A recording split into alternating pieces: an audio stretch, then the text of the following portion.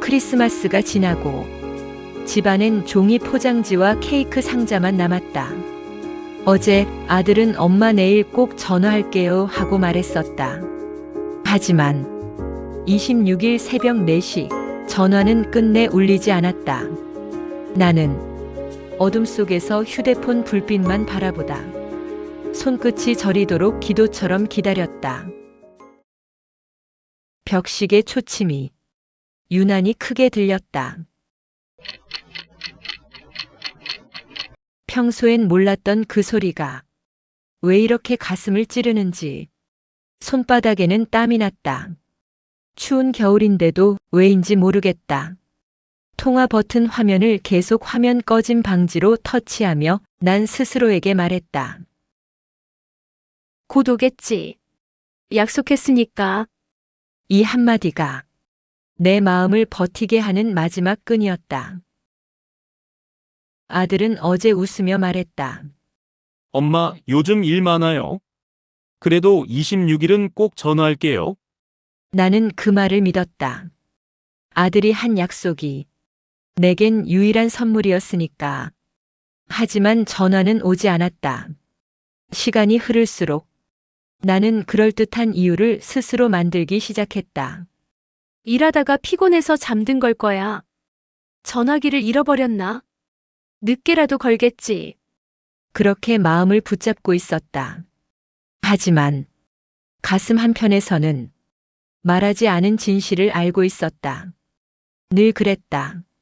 아들은 약속을 자주 잊었다. 작년 이맘때 아들은 케이크를 들고 왔다.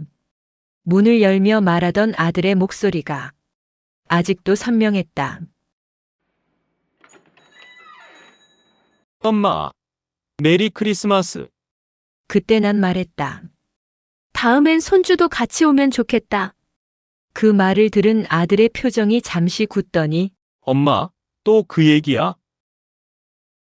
서늘하게 식어버린 공기. 난 말문이 막혔다. 대화는 그날 그것으로 끝이었다. 그리고 아들은 그 뒤로 잘 찾아오지 않았다. 그래도 난 기다렸다. 언젠간 다시 웃으며 올 거야. 엄마 보고 싶어서. 그 믿음이 올해 크리스마스를 버티게 했다. 갑자기 휴대폰이 진동했다. 심장이 쿵 내려앉았다. 손이 떨렸다. 드디어. 나는 급히 화면을 켰다. 그러나 아들의 이름이 아니었다. 택배 도착 알림 문자였다. 순식간에 눈시울이 뜨거워졌다. 난 스스로를 다그쳤다. 이게 뭐라고 울긴 왜 울어?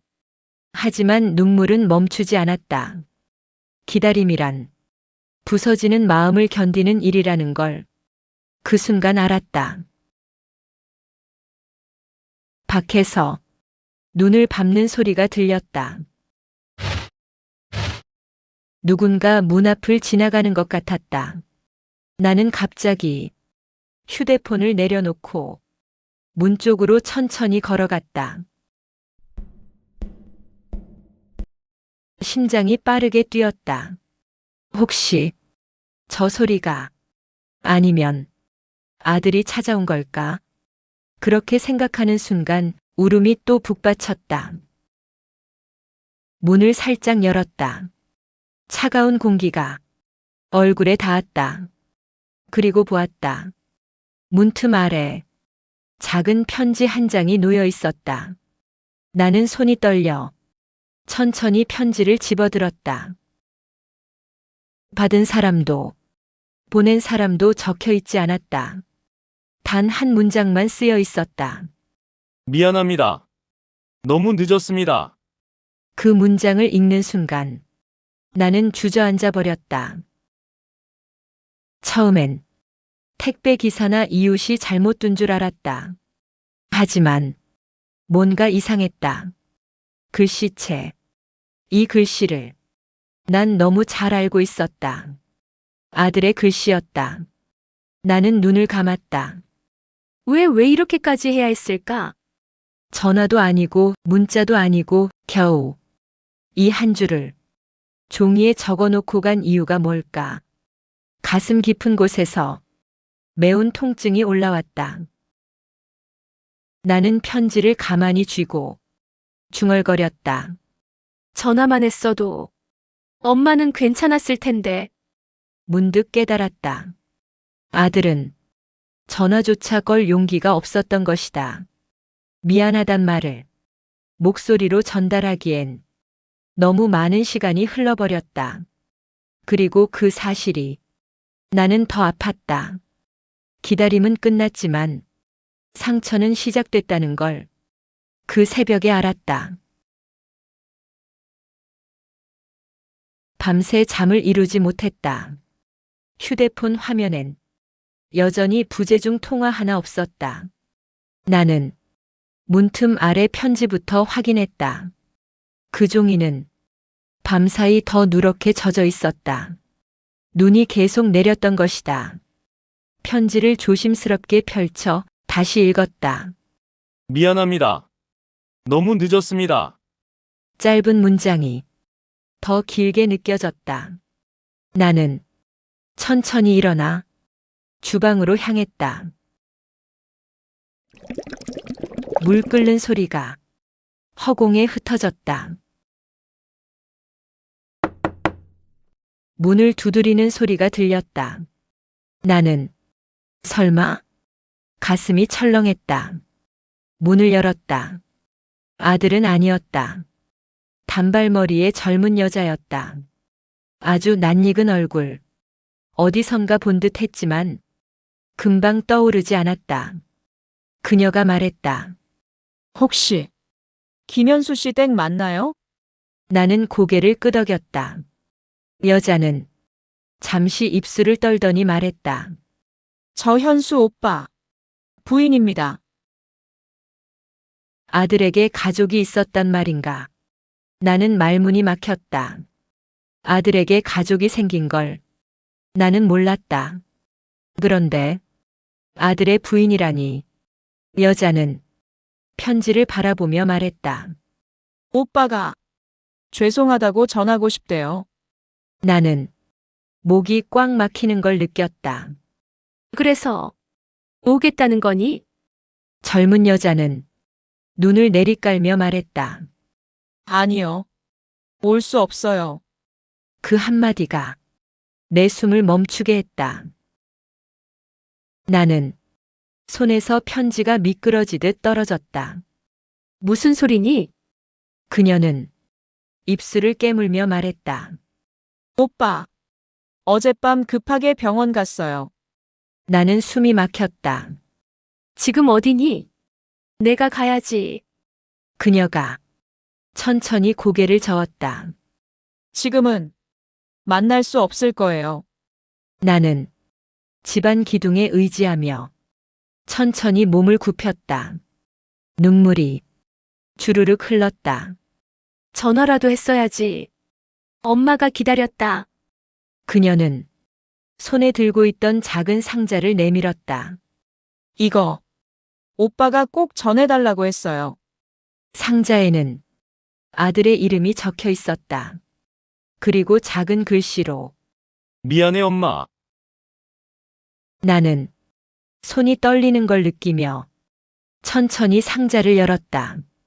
안에는 휴대폰 한 대가 있었다. 꺼진 화면. 그러나 케이스는 낡고 긁힌 흔적이 가득했다. 여자는 말했다. 오빠가 병원 가기 전에 엄마에게 전화하려 했대요.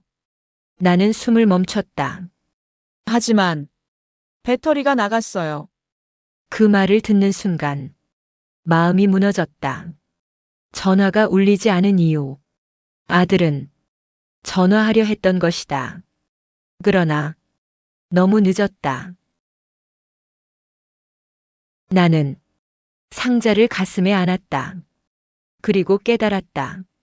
미안하다는 말은 입으로 전할 시간이 이미 지나버린 것이다.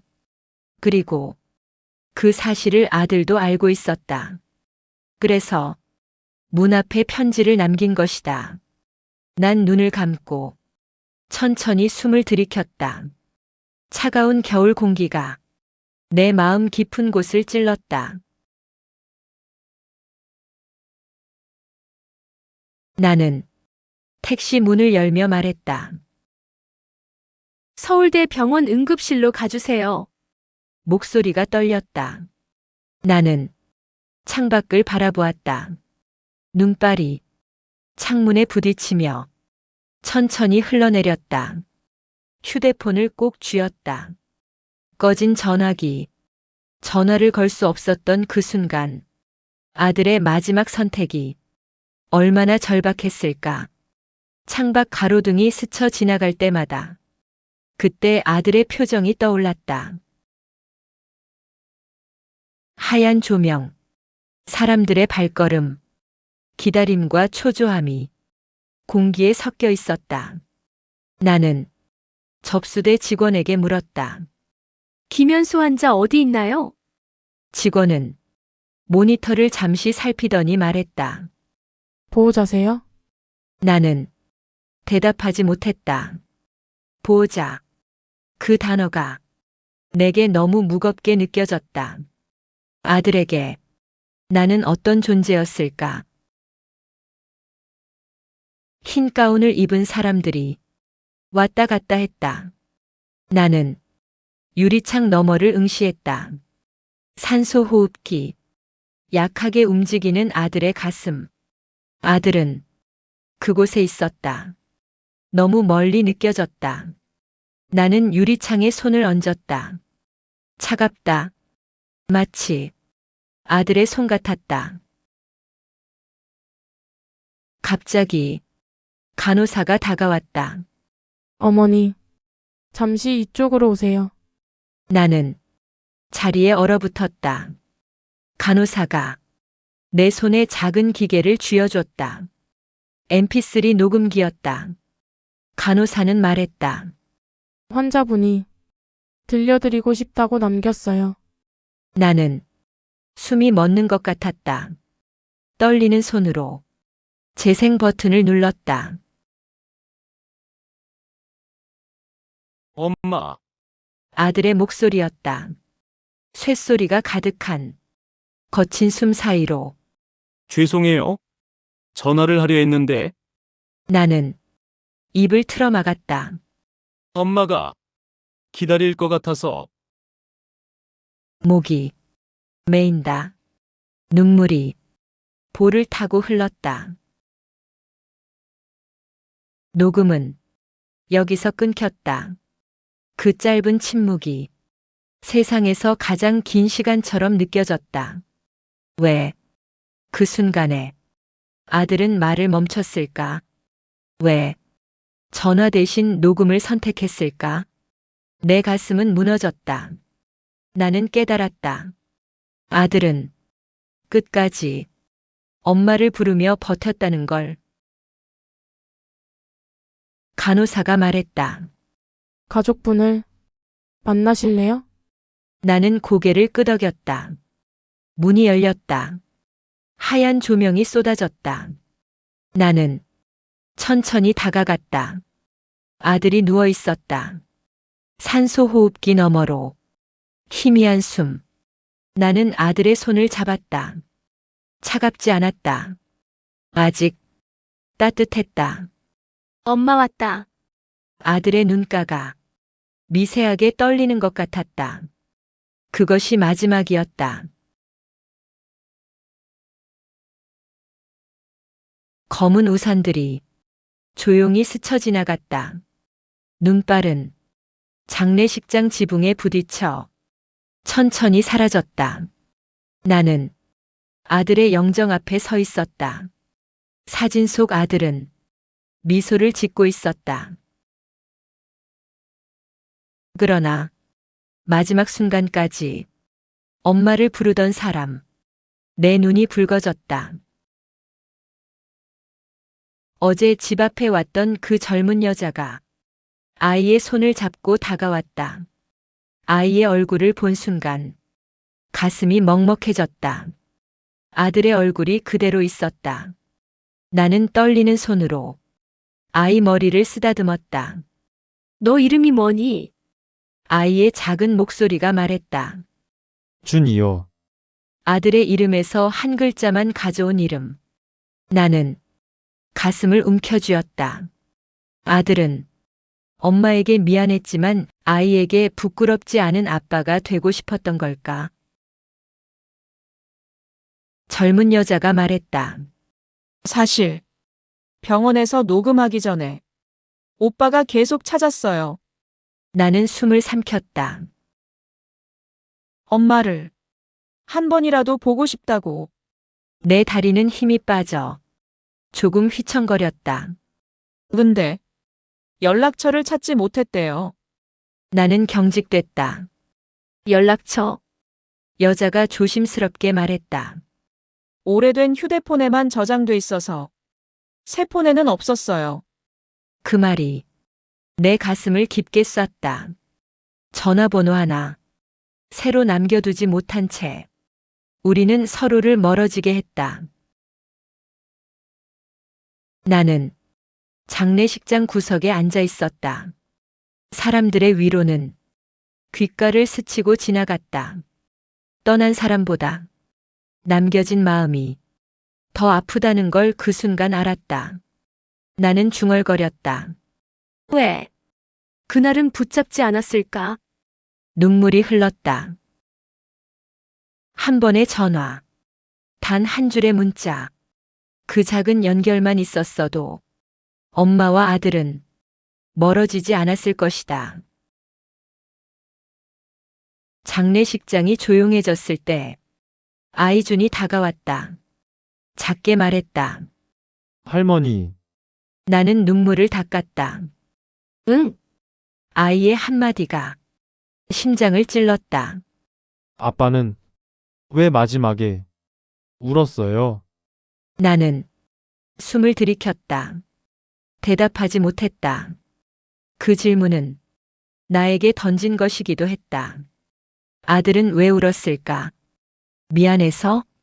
보고 싶어서? 말하지 못한 고백이 있어서?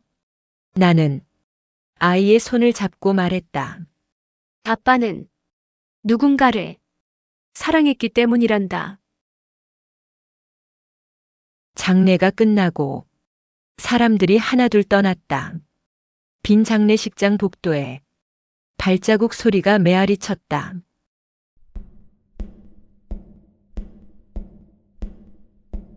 나는 마지막으로 영정을 바라보았다. 작게 말했다. 미안하구나. 엄마가 그 말은 아들에게 하는 말이면서 나 자신에게 하는 말이었다. 집안은 아직 정리가 되지 않았다. 식탁 위에는 장례식장에서 들고 온 작은 유품 상자, 그리고 아들이 남긴 녹음기가 놓여 있었다. 나는 손자를 떠올렸다. 준이, 아들의 눈을 닮은 아이. 아들이 전하지 못한 마음을 누군가 이어야 한다면 그건 나일지도 모른다. 나는 서랍에서 오래된 수첩을 꺼냈다. 손떨림을 참으며 펜을 쥐었다. 전화번호 정리. 나는 조용히 옛 번호들을 지우고 준이 엄마의 번호, 병원의 번호를 적었다. 그리고 한 자리를 비워두었다. 아들을 위해 그 자리가 영원한 공백이 아니라 언젠가 다시 연결될 희망이 되길 바라며. 잠시 후 휴대폰이 울렸다. 아들의 전화와 같은 벨소리였다. 나는 잠시 멈칫했다. 화면엔 준이 엄마. 전화를 받았다. 어머니, 준이가 목소리가 떨렸다. 아빠 목소리 듣고 싶대요. 나는 숨을 내쉬었다. 그래. 기다리고 있으렴. 전화가 끊기자 나는 녹음기를 손에 쥐었다. 아들의 마지막 목소리가 담긴 기계. 자꾸 눈물이 고였다. 준이도 알아야지. 나는 준이 집으로 향했다. 작은 아파트. 현관문을 두드렸다.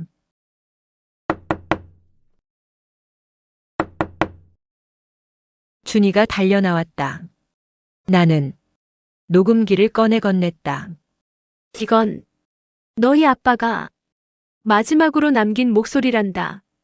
준이의 눈이 커졌다. 나는 재생 버튼을 눌렀다. 엄마. 준이가 숨을 삼켰다. 그 목소리는 준이를 향해 흘러갔다. 아빠의 마지막 부름이 엄마를 넘어 자식에게 닿은 것이다. 그 순간 나는 깨달았다. 사랑은 사라진 것이 아니라 넘어오지 못했을 뿐이었다. 집으로 돌아오는 길, 휴대폰이 울렸다. 나는 그 소리에 뜨겁게 반응했다. 이번엔 받아야 했다. 이번엔 늦지 않게. 화면엔 이웃 최할머니. 평소라면 귀찮아 미루었을지도 모른다. 하지만 나는 바로 전화를 받았다. 예, 할머니. 최할머니가 말했다. 오늘 눈이 많이 오네. 혹 쉬는 김에 차 한잔 하고 갈래? 나는 미소가 번졌다. 금방 갈게요. 그 전화 한 통, 그 사소한 연결이 오늘은 너무나 소중했다. 우리는 언제든 전화를 걸 수 있었지만 가끔은 그 한 번을 미루고 미루다 영영 할 수 없게 됩니다. 지금 떠오르는 사람이 있다면 지금 전화해 보세요. 미안하단 말, 고맙단 말, 사랑한단 말.